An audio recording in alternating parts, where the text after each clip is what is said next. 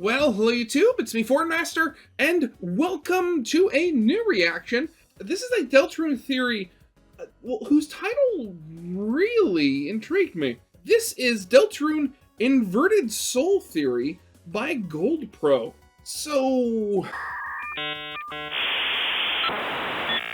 yeah, I honestly, I was going to see if I was going to try to theorize about what the video is actually going to be about and, like, what the theory is. But I honestly can't think of anything. Like, inverted soul? I mean, could this be a theory about, like, how we gained, like, a connection to Chris? Like, they didn't actually, it was like there's some sort of mutant or a birth defect where they didn't actually have a soul. It was like a negative thing. And then just some point in life, we were just kind of sucked in to fill in the vacuum or something? I don't know. I mean, honestly, this isn't going to be a very long reaction. The video itself is just over 9 minutes long, so that title alone, I want to see what this is about. Again, because, like, I know, you know, the weight and stuff is driving everybody crazy, but I've seen, you know, Deltarune is releasing tomorrow on Twitter like 3 days in a row at this point, and I think at this point it's starting to affect me too. So yeah, with nothing else to say, I should probably get this thing started then. So yeah, of course, as always, original video is linked in the description if you haven't seen it yet for some reason. Corner video will lead to my Let's Play of the day. And if you like this video or any other one that I make, I would very much appreciate it if you gave the video a like and subscribe to my channel. You know, all those little things help in, you know, the YouTube algorithm. And I'm very much hoping to hit 5,000 subscribers, you know, sometime this year, hopefully. But yeah, with all that out of the way, let's get this thing started then, shall we? Take a look at Undertale's 7 souls. Red, orange, yellow, green, cyan, blue, and purple. 7 colors, all representing a fallen human. These soul colors are important in Undertale, but are beginning to appear in Deltarune as well. Now, let's take a look at these souls in the order of the fallen humans. It's a rather strange order, isn't it? I mean, you might even say it's nonsensical. But let's just assume for a moment that this order of souls is going to be used in Deltarune as well, and will even dictate what soul powers are going to be used in each chapter's secret boss fight. Oh, okay. Okay, wait, I think I have heard of this before, because, you know, we get the red at first, and then, oh wait, no, in the first secret boss fight, Jevil, we just have our normal red soul. In the second one, we have, you know, the yellow soul with Spamton Neo. Okay, yeah, and then, yeah, okay, I remember hearing something similar to this a while ago, talking about the theory that, you know, the souls we will unlock powers of is in, like, a reverse of, like, how we see them in... No, wait, what was the pattern that we get them in Undertale? Because it was blue when you fight the Pyrus, then green when you get Undyne with the shield, the light blue and orange kind of no, it was light blue very first from the... God, okay, I have to play Undertale again. I cannot remember this stuff. Oh god. What do I mean? Well, Deltarune has 7 chapters, and Undertale has 7 soul colors. In Chapter 1 of Deltarune, our soul color doesn't change during Jevil's secret boss fight, so Chapter 1 is the Red Souls chapter. Yeah. This immediately puts the order of souls in reverse, since this time we're starting with red. Chapter 2 features the Yellow Soul in a secret boss fight that draws a lot of connections to Mettaton, Undertale's Yellow Soul boss. Yeah. Already, this is lining up with this order of souls, but let's take it even further. If you've defeated both Jevil and Spamton Neo and show Castletown NPC Sham your 2 Shadow Crystals, he'll tell you that in order to defeat the 3rd secret boss, we'll be needing an item called the Shadow Mantle, presumably some sort of shield-like power-up. This is because, according to the Soul Order, Chapter 3's soul color is going to be green, which, as we know from Undertale, completely locks our movement. The only reason that we're able to block Undyne's attacks in Undertale is because she provides us with her own spear to be able to survive. Otherwise, the green soul would render us completely helpless against her. Actually, yeah, because actually thinking about it, so I mean, in the passage run, yeah, that I can kind of see a sense in that, but at the same time, during the genocide run in Undertale, does she give Frisk a spear to defend themselves? Because if she didn't do that, the genocide route would have just ended right there. Like, if you're stuck in place with no way of defending yourself, that would have been just it. This is why the Shadow Mantle is apparently so important in a boss fight that turns our soul green, since it'll give us the power to be able to block an attack. However, Sham actually doesn't manage to give us the Shadow Mantle at the end of Chapter 2, since apparently someone has stole it from him. In reaction to its disappearance, Sham tells us that our chances of defeating the next secret boss are gone, and that fate is not on her side. Luckily, Chris has an answer to this. At the end of chapter 2, Chris rips out their soul for a second time, slashing the tires of Toriel's car so that she phones the police, and opening the front door so that police officer Undyne will fall inside. This is Chris's solution to the Shadow Mantle's disappearance, since inviting Undyne inside of the Dark World means that it'll give them a way to be able to defeat the next secret boss. But how would Chris know that is the question? Because, I mean, if Chris was pulling on some sort of weird fourth wall breaking kind of like knowledge of like what the monsters did and who they were in Undertale, like, you think that would have come up. Using one of Undyne's spears, just like in Undertale. Continuing past this point, this means that Chapter 4's secret fight will use the Purple Soul, Chapter 5's fight will use the Blue Soul, and Chapter 6 and 7 will use the Orange and Cyan Soul. But I have to ask, why is this the order that Toby Fox decided to go with? Why doesn't it just go in the order of the rainbow? Red, yellow, green, purple, what? Did Toby Fox just randomly order these colors? Or is there some kind of significance to this sequence? Well, let's take a look at a color wheel and mark each soul color on it. Notice anything? Well, first of all, we can see that red is directly opposite of cyan. In other words, they are inverses. Now, if we take a look at the Fallen Soul order in Undertale, we can see that red and cyan are the first and last two colors. Why is this important? Well, Deltarune is a game all about inversions. It's a game about fantasy versus reality, chaos and order, humans and monsters, and of course, it's about light and dark. The game is often colored in inverted ways, with the light world being colored with many oranges and yellows, and the dark worlds being consistently colored with all shades of blue in a completely contrasting fashion. In Chapter 1's Card Kingdom, the field and forest sections are colored in reddish purples, the opposite of green naturey colors. Well, actually, wait, thinking about it, what?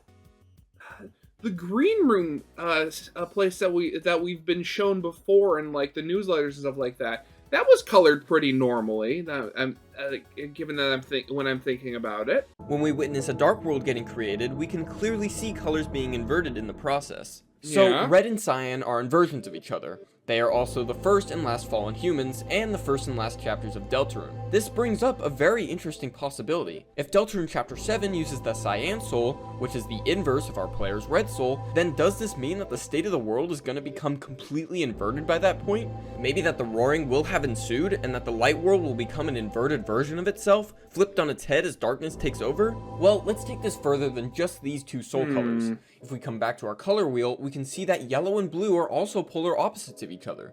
In regards to Deltarune's soul color order, these two colors are in the 2nd and 5th position, leaving the green and purple soul in between them. These two are inverse colors, and I really don't think this is an accident. Deltarune Chapter 2 used the yellow soul, and Chapter 3 is going to use the green soul.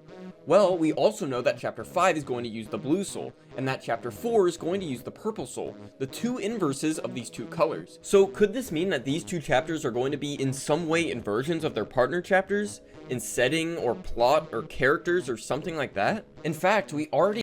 So, by that logic, if Chapter 3 is going to be really gimmicky, that could potentially mean that Chapter 5 is going to be, like, the most straight-lace, bare bones chapter imaginable. We kind of have a hint that this is going to be the case. Remember that quote that accompanied the Hometown Day theme? After the dark night, the sun shines brightly.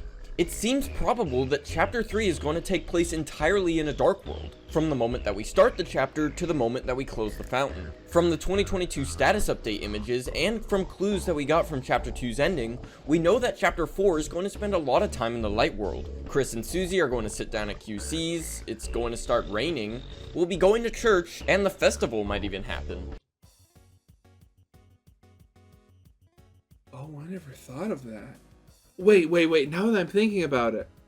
Which chapter was it said that, like, one of the beta testers was talking about, like, the players were going to hate not being able to save in the light world? Was that Chapter 4? I've completely forgotten. Thinking about it, I think it was Chapter 4 they were talking about. So, now, that would make sense. If you spend the entirety of Chapter 3 in a dark world, with Chapter 4 being a mirror of it, like... He did specifically say you spend a lot of time in the light world. Like, maybe they were kind of underselling it a bit. Maybe you spend the entirety of Chapter 4 in the light world. I had never even thought of that possibility before. Oh, if that's the case, that might change things. Ooh. again, like, that again, yeah, I could be very wrong here if I'm misremembering things. If I'm wrong, you guys will know to tell me, right? This almost seems like a chapter's worth of events to happen in chapter 4, so is this chapter even going to have a Dark World? Maybe it won't. It would make sense according to this quote. Dark Night in chapter 3, and Bright Sun in chapter 4. Inverses. But what about the Orange Soul? Yeah, Does 7 it have is an just inverted kind partner of too? all by itself. No, it doesn't. Since there are 7 soul colors, it's obviously impossible for everyone to have a partner. Though I will say, it is a bit fascinating, isn't it? In this order, it almost seems like the inverted soul partners are closing in on the center, and I'm really wondering if this was intentional. It would make perfect sense if it weren't for the fact that the orange soul is left partnerless. And no, I don't think that the orange soul was supposed to be Cyan's inverse instead of red. Sure, the red soul is a bit of a weird story, since it's technically not a soul power. It's the color of the player's soul, and so it's the a bit color of of an determination. It's just, Cyan is clearly the opposite of red. It's much closer to red than it is to orange, at any rate. If the orange soul did have an inverse, it would be a sky, or perhaps navy blue. So I'm just gonna throw this out there. Red and cyan, blue and yellow, green and purple, and orange and sky blue. Okay, now we have to. Okay, now I gotta look into like all the fan fiction I can find. Need to figure out a potential power for the navy blue soul. Oh, God. Oh no. We're getting like we're beginning to get like so specific now. Could this missing link mean that there's a secret 8th chapter hidden in Deltarune, containing a secret boss that introduces a new navy blue soul? Remember, chapters 1 and 2 have songs that are beginning to spell out W.D. Gaster, yeah. But there's only one problem. W.D. Gaster has 8 letters, not 7. It's just something to think about. Well, I mean, going back to that Half-Bred Chaos video I did a reaction to a little while ago, there were, animations and stuff like that made for going up to chapter 10 with a chapter 0. If you regularly watch my reactions, that I theorized that depending on which path you take, you might unlock further chapters. Or if you want the more, the crack theory, I had also kind of jokingly said that you unlock certain chapters by starting at different chapters. Like, you can, the regular game, if you start at chapter 1, you go to chapter 7. But if you start at chapter 5, you unlock chapters 8, 9, and 10. For whatever reason, I don't know why or how that will work in the story, but it'd be very weird. Now, let me just quickly touch upon where I got these colors from, since they are clearly not the soul colors from Undertale. That's because this is a video about Deltarune, not Undertale, so I want to make sure that everything is as accurate to that game as possible. With this in mind, I used Deltarune's yellow soul color, which is noticeably lighter than Undertale's, and I got the rest of the colors from the colored flowers in Asgore's flower shop. This is also why I call the soul color cyan, instead of light blue like in Undertale. Now, that's not to say that these are the exact hex codes that will be used for each soul power in this game, seeing as the yellow flower isn't even the same color as the actual soul color used. Yeah, and there's also 2 different yellows. Oddly, it's not even the same yellow as used in Undertale, though it is a bit closer. And I think that's something important to point out as well. As far as I can tell, the writers never go out of their way to make sure that some things are exactly the same colors, even with something as crucial as this. And I don't think that it's a red herring either, I just think they don't put in that level of detail, so there's no real point in comparing colors like this. Lastly, while we're on the topic of soul colors, I have to talk about the flower colors used in the Spring 2024 newsletter. Of course, Toby could have just picked 4 random colors out of this selection, but these same flowers are used 4 times throughout the newsletter.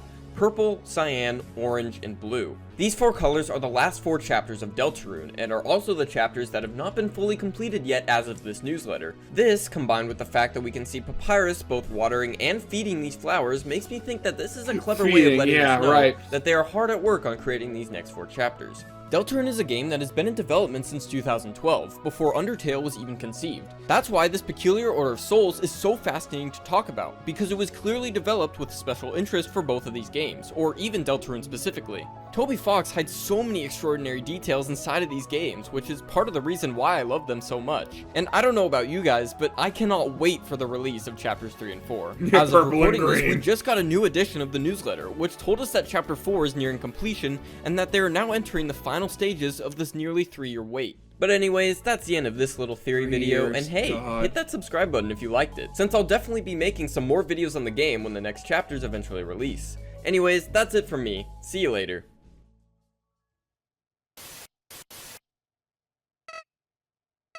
Oh god, what's happening?